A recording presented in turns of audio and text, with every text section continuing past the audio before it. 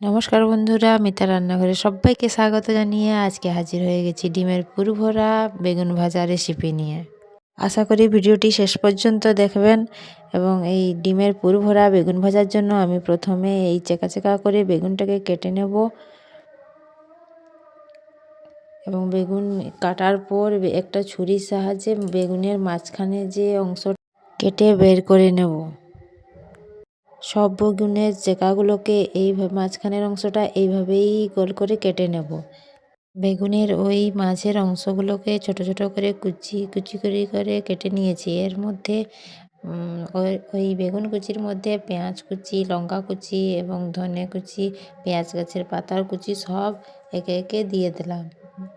এবং এর মধ্যে গুঁড়ো মশলা, হলুদ গুঁড়ো, জিরে গুঁড়ো, ধনে গুঁড়ো এবং লবণ দিয়ে দেব। তারপর এর মধ্যে দুটো ডিমকে ফাটিয়ে নেব।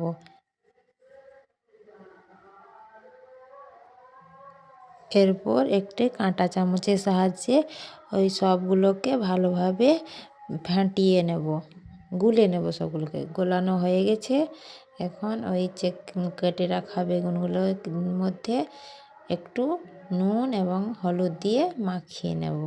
এই পর্যন্ত ভিডিওটি দেখার জন্য আপনাদের অনেক ধন্যবাদ। এবং আমার চ্যানেলে নতুন হয়ে থাকলে চ্যানেলটিকে সাবস্ক্রাইব করে পাশে থাকবেন। যদি হাতে একটু কম সময় থাকে তাহলে এই রেসিপিটি বানিয়ে নিতে পারেন এবং বানিয়ে একবার খেয়ে দেখবেন, খুবই সুন্দর লাগে খেতে।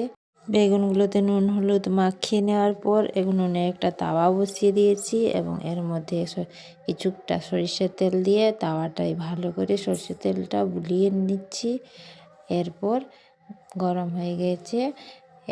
এই বেগুনগুলো কেটে রাখা বেগুনগুলোকে এক এক করে ওই গরম তেলের মধ্যে দিয়ে দেব।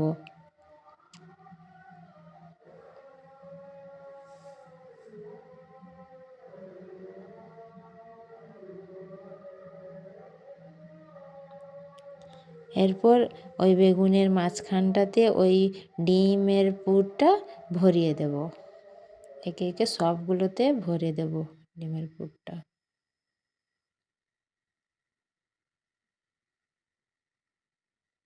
তারপর হালকা আঁচে আলতোভাবে উলট পালট করে দুই পিঠ ভালোভাবে ভেজে নেব।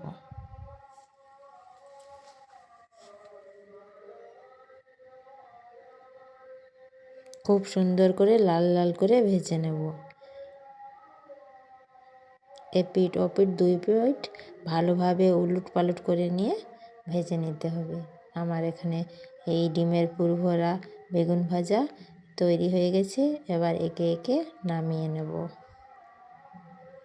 ভিডিওটি ভালো লেগে থাকলে ভিডিওটিতে একটা লাইক করবেন এবং ভিডিওটি কেমন লেগেছে এটা আপনাদের মতামত কমেন্টে জানাবেন।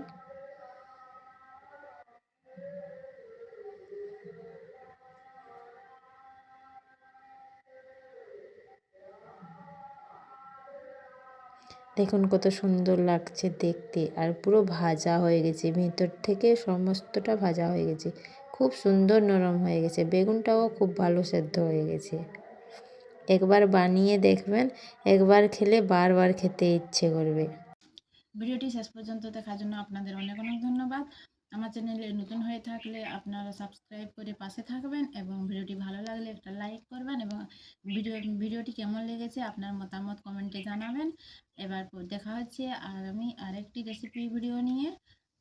ততক্ষণে ভালো থাকবেন, সুস্থ থাকবেন।